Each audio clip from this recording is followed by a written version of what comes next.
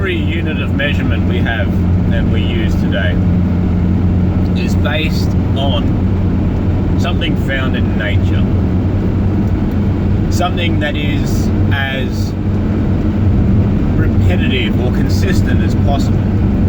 It's no good using things that vary greatly as a time measurement or a distance measurement. So we use things that maintain their integrity as best as possible. But even the things that are most consistent do in fact change and vary. For example, the rod that is used as the standard for the meter has to be kept in a preserved condition so as air temperature, pressure, humidity, anything that may affect it may change it. And this is the thing that the standard is supposed to be checked against. But this thing is not unchanging at all. So what happens when this standard changes? Do we change with it? Or do we change the way in which we measure? Do we change what the standard is? Even the definition of the speed of light has been changed several times in the last few decades because it doesn't fit with the supposed formulas or the formulas that scientists want to use to make their theories true. This so-called constant was not consistent enough. So what do? They change the definition of what the constant is so that their theories remain true. This is not very scientific. Well, it is scientific, should I say, but it's not very honest, and it's not very true. Our clocks are based around an average of 24 hours, a 24-hour day. It's a fraction of a duration of time. Our months are based around a calendar which was once based around the months, the moons, the year, 13 months in the year. The Gregorian calendar has no basis in nature anymore. Nothing. It's but a fraction of the solar year, an uneven fraction at that. There is no basis for the Gregorian calendar in the life of a pagan. The next best thing would be the old Scandinavian calendar, the 28-day month and 13 months of the year. But even this is not completely synchronized with the year. It's not even actually synchronized with the months. The moons are not quite right with the months because although they average 28 days to a month is not exactly 28 days. So even the lunar Scandinavian calendar is not in line with the moon. It might be for a couple of months in a row, but by the end of the year it is not. It is days out already. And I like that calendar. It's good as a guide, but when I have a calendar based around the activity of a month, a moon, and it's not in alignment with the month, do I deny the moon? Say, no, you are out of line with the month. The moon is wrong. Of course not. I need to adjust my unit of measurement to suit the nature, because it is the moon that dictates things like the weather, the tides, the activity of water on the planet. If I am dependent on water, especially for my plants or my crops, or even just for the food that my food is going to be eating if I'm not eating plant matter, the moon is hugely important and influences everything that I need to do to survive. The moon is vital.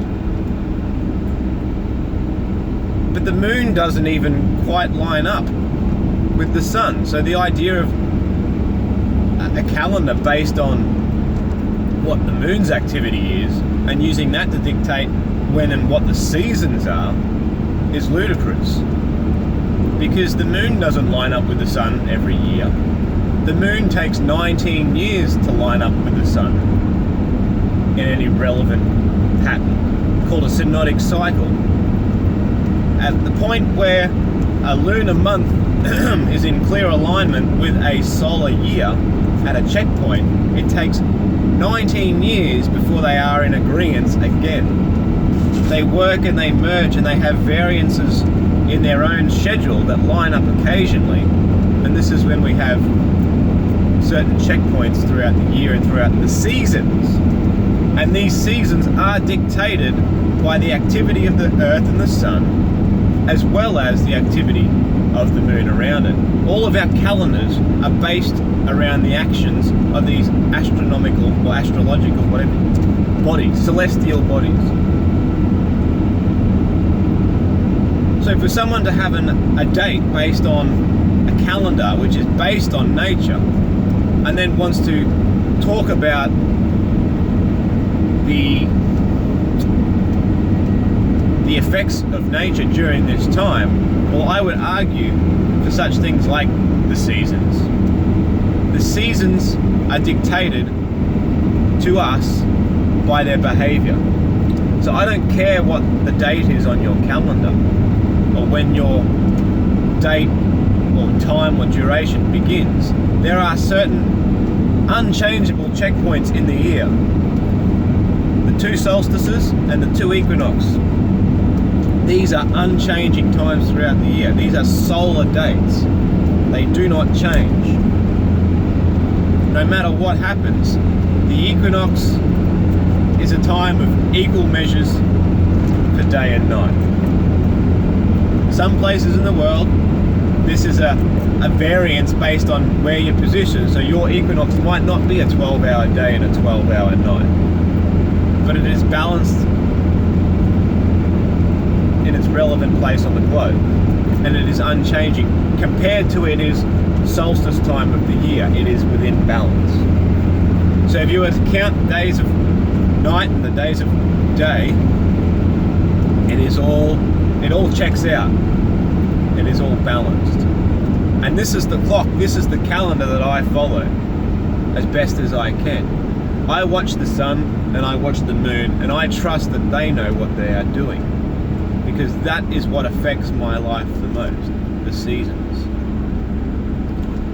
I deal with people constantly who rely on technology to tell them what the weather is doing. And more often than not, it is wrong. I work with people who use apps on their phones that tell us what the weather is doing, weather radars, rain radars. And I'm watching clouds coming in. I'm seeing the rain fall from the sky, saying, hey, it's raining, we are going to be affected by this rain. And they look at their phone, they wipe the raindrops off their screen and tell me there's no rain showing on the radar, nothing to worry about, when the rain is falling from the sky. But I don't know how nature works. I don't understand nature. My eyes are lying to me. My skin lies to me. The same is true with our seasons. I don't care what month it is in the Gregorian calendar. I don't care what month it is in the ancient Scandinavian calendar, although it is the closest thing to truth. Winter is the time around the solstice where winter-like effects occur. Coldness, darkness, these are the traits of winter. It is not winter if the autumn effects have not taken place. If the leaves have not fallen off the trees yet, it is not winter yet. Sometimes winter comes late, sometimes it lingers longer. But after winter always comes spring and summer. The thing that is true is the polarity and the way that we cycle and flip between the seasons. You cannot have summer without winter, and you cannot have winter without summer. These are the true points of the year, the 2 points of extreme that matter the most. The extreme dark and the extreme light. The extreme cold and the extreme hot. Mixed in with all this, we have the extreme dry and the extreme wet. And depending on where exactly you live, these things overlap and we have a slightly different chemical and environmental makeup. So when it comes to things like seasonal attributes or parts of the year that we give certain names, like the season or the duration of time called Lent, Christians refer to as Lent, where you are supposed to give up something of luxury. Well, the things that are luxurious are the surplus nutrients in the world, as far as I'm concerned. Things that are abundant in summer that we don't necessarily have access to throughout winter, because yeah, we may store some food. Any smart human being would do so. A greedy human would store too much, and so much that other animals who depend solely on these foods probably will starve and die. But it's sure enough, it is a good idea to store some. But even then, the time at the end of winter when your winter stores start depleting, we get to this point in the year which is referred to as Lent. This is at the end of winter. Technically speaking, if we go by the solar calendar and we work with the equinoxes, Lent does carry on into spring. It is spring, yes. The effects of the spring coming do not occur instantly. When is it spring? Is it spring when the shoots come out on the trees? Is it spring when the animals start, the birds start laying eggs and the animals start reproducing? If those signs of life have not occurred yet, it is not spring. So whilst the period that the Christians call Lent may occur into what the calendar says should be spring, Lent is the harsh and scarcest time of the year at the end of winter. It is the time when food for all animals is running short. How you choose to live your life and what you want to eat from there is up to you. I'm not going to argue about that. Whether you want to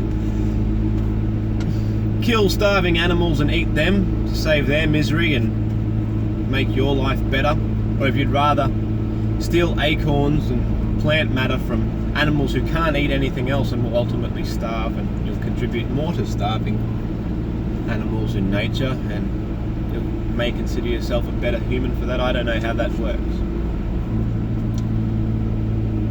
But I look into nature and I dictate my life based around nature. I use the terms of the seasons based on the way the seasons behave, not by when the calendar says so. And if anyone who spends most of their time sitting at a computer, or have spent most of their adult life sitting inside learning about nature from a book, wants to tell me I'm wrong, well, I invite this person to come to my land during this time of Lent and scarcity, and tell the seasons, tell the weather, tell the rain, tell the trees that they are wrong.